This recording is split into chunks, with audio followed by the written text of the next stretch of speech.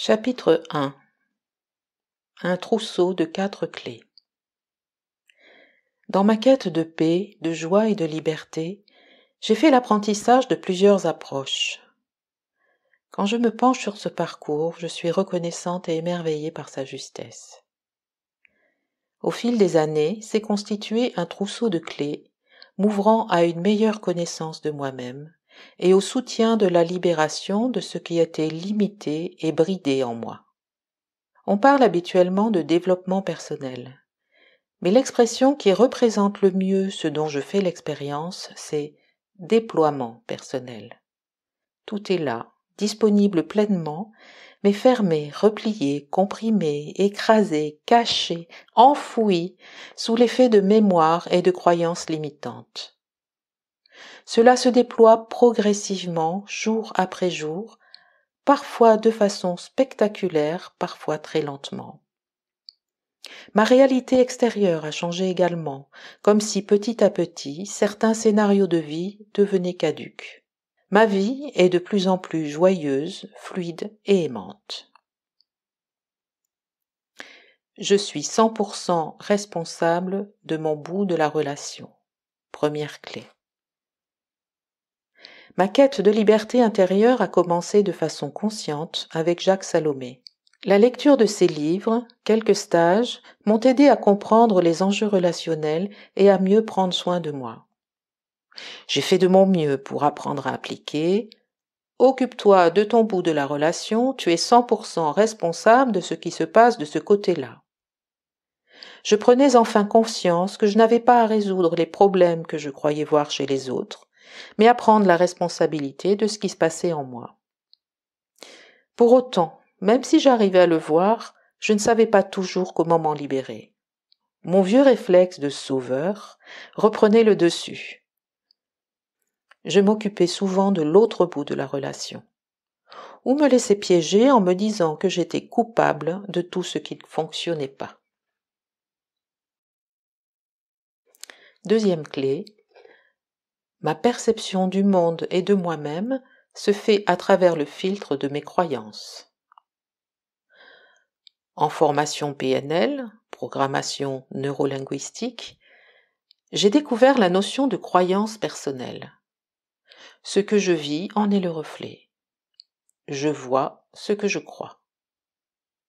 Petit à petit, j'ai pris conscience de mes croyances et de l'infinie cohérence des expériences que la vie m'offrait. J'ai découvert alors comment neutraliser certaines croyances en les débusquant, en modifiant mes comportements et en développant de nouvelles compétences. On peut croire par exemple que l'eau est dangereuse et se libérer de cette limite en apprenant à nager ou en traitant en thérapie un traumatisme de l'enfance. Pour autant, certaines limites résistent et continuent à se manifester, telles des herbes indésirables que l'on arrache et qui reviennent inlassablement. Comprendre, faire des efforts pour se comporter autrement ou parler du traumatisme ne suffit pas toujours. Je n'avais pas non plus de clé pour accéder à mes croyances inconscientes de façon autonome, c'est-à-dire sans coach ni thérapeute. Ma troisième clé. Mes jugements et mes ressentis de victime se construisent sur mes croyances. Cette troisième clé a été la voix de sagesse toltèque transmise par Miguel Ruiz. J'ai découvert, émerveillé et enthousiaste, que cette approche de libération personnelle parlait également du pouvoir de nos croyances sur la réalité que nous vivons. J'aime les métaphores et j'ai adoré celle du parasite qui se nourrit de notre souffrance. En le traquant, on peut se libérer petit à petit de son emprise et même jouer avec lui. La traque toltèque est présentée dans le chapitre 6. J'ai suivi l'apprentissage à distance de la traque du jaguar, accompagnée par Maud Séjournant, instructrice certifiée par Miguel Ruiz. Je suis finalement devenue coach toltèque à mon tour dans son organisation. Ma pratique personnelle et l'accompagnement des apprentis m'ont permis de développer une certaine dextérité pour identifier les croyances à partir de jugements sur soi et de scénarios de vie. Ma quête a continué. je rêvais encore d'un outil simple et radical pour déconstruire mes croyances une fois que j'en avais pris conscience. Tout ce qui me perturbe est l'information que quelque chose demande à être résolu en moi. La 4e clé m'a été offerte avec l'enseignement de Robert Waterman, dont je suis encore l'apprenti. C'est auprès de lui que j'ai appris l'essentiel de ce que je vous présente dans ce livre. En 2005, j'ai ressenti le besoin de trouver quelqu'un auprès de qui je pourrais suivre un enseignement de nature spirituelle en toute confiance et en puissance. Je percevais des limites à mon déploiement et je souhaitais les explorer et les repousser en sécurité sans risquer de me perdre. J'ai demandé à l'univers de faciliter une rencontre. Dans la semaine qui a suivi, j'ai reçu une invitation à un stage avec Robert Waterman au Puy-en-Velay. Je ne le connaissais pas, mais j'avais confiance en la personne qui m'avait transmis l'information. Une synchronicité supplémentaire plus tard, j'étais inscrite sans avoir cherché à en savoir plus sur le contenu du stage. Je redoutais la pratique de la méditation dans une posture trop stricte pour mon manque de souplesse. Surprise! Nous étions assis confortablement en toute simplicité. Je savais qu'une approche spirituelle rigide, sévère, douloureuse, déconnectée de mon quotidien, sans rire et sans humour, n'était pas ce que je cherchais. Les personnes dont j'admire le plus l'engagement personnel et spirituel sont simples, abordables et rient beaucoup, y compris et surtout d'elles-mêmes. Robert m'inspire beaucoup depuis toutes ces années, en particulier quand j'accompagne un groupe ou une personne. Je lui ai dit un jour, « Tu sais, j'ai parfois l'impression de faire du Robert. » Ce à quoi il m'avait répondu, « Moi aussi, ça m'arrive. » Jusque-là, tout se déroulait plutôt bien pour moi, jusqu'au choc. Entendre parler de Dieu, du Christ, de l'Esprit Saint, alors que j'avais rejeté en bloc ma courte éducation catholique, Dieu est tout le toutime. Bon, j'étais là pour 4 jours, j'avais payé, je faisais confiance à mon intuition. Je suis restée en acceptant d'écouter et de vivre les expériences, même si mes ancêtres mécréants me soufflaient à l'oreille que tout cela était bidon. Les premiers exercices proposés par Robert, la méditation, ses accompagnements en réponse aux questionnements des étudiants, ont été des moments de pur enchantement. J'avais la sensation de savoir faire sans avoir appris. Je commençais à voir que le Dieu évoqué par Robert n'était pas le grand barbu assis sur un trône, que le Christ n'était pas l'image de souffrance de la croix ou un donneur de leçons de morale. Et j'ai poussé un grand ouf de soulagement et de réconciliation intérieure quand j'ai entendu Robert évoquer Père, Mère, Dieu.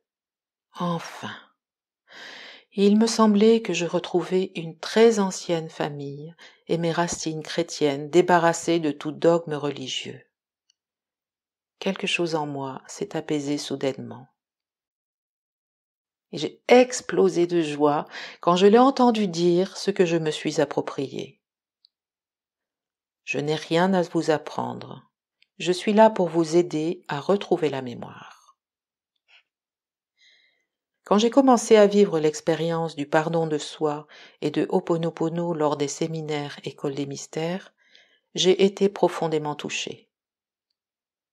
Comme si, après une longue errance, je retrouvais le chemin pour rentrer chez moi et enfin me réconcilier avec ma vie et avec moi-même.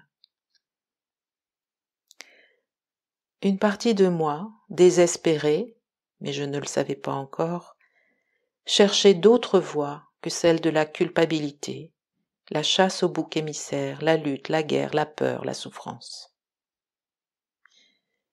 J'ai trouvé auprès de Robert un enseignement et un accompagnement authentiquement reliés à l'amour, à la source, dans la bienveillance, l'expérience directe, sans dogme, sans théorie, dans la puissance et l'humilité juste.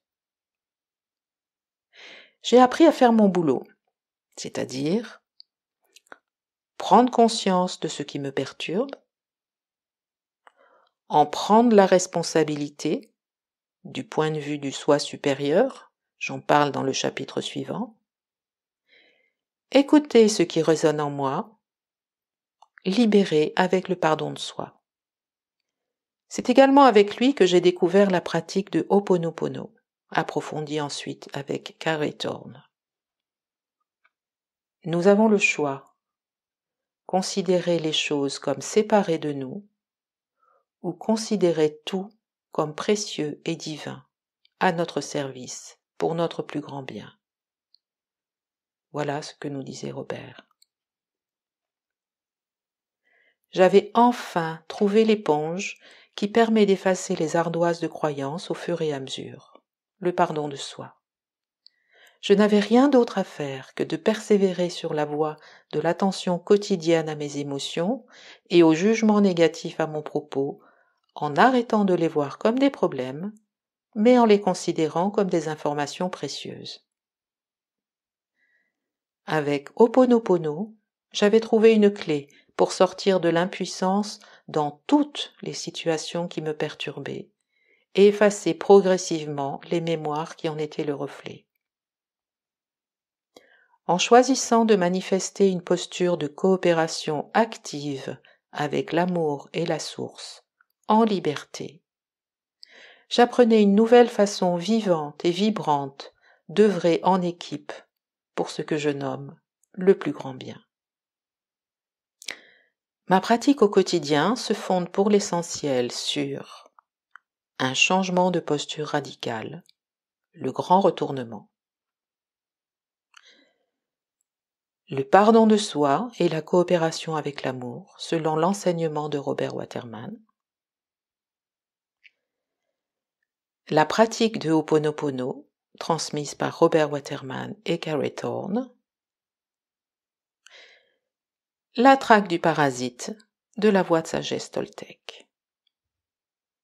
Elle est soutenue par la méditation, des exercices énergétiques issus du Qigong et la nature. Je trouve beaucoup de puissance à l'association de ces approches qui offrent une belle cohérence.